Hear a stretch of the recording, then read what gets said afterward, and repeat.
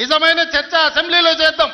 ప్రజలు ఎన్నికలు ముగిసినాయి, అసెంబ్లీలో చర్చ చేయమని చెప్తారు. ఎవరు ఏం మాట్లాడతారో ప్రజలు వింటారు. విఘ్నులైన ప్రజలు తీర్మానం చేస్తారు. ఇలా సర్పంచులు అయిపోయినాయి. గ్రామ సభ పెట్టి సమస్యలు పరిష్కరించాల్సిన వాళ్ళు మళ్ళా సందు సందు ఇల్లు తిరుగుతుందా అంటే ఏమన్నా అర్థం ఉందా? సర్పంచులారా మీరు చెప్పండి. ఇల్లు తిరిగిండ్రు, ప్రజల దగ్గరకు పోయిరు, ప్రతి తలుపు తట్టిండ్రు, ప్రతి గుండెకి చేరు, నమస్కారం పెట్టిరు, గెలిస్తే వాళ్ళు తీర్పిచ్చారు. మీరంతా సర్పంచులు అయ్యారు. గ్రామ సభ పెట్టి గ్రామ పంచాయతీలో మాట్లాడుకోవాలి, అంతేనా? వార్డు మెంబర్లు, ఉప సర్పంచ్, సర్పంచ్ కూర్చొని మాట్లాడుకొని ఏ సమస్యలున్నా పరిష్కరించు. అది ఇచ్చిపెట్టి మళ్ళీ ఎవడో పోరంబోకోడు ఇల్లు తిరుగుదాం రా అంటే పోతారా?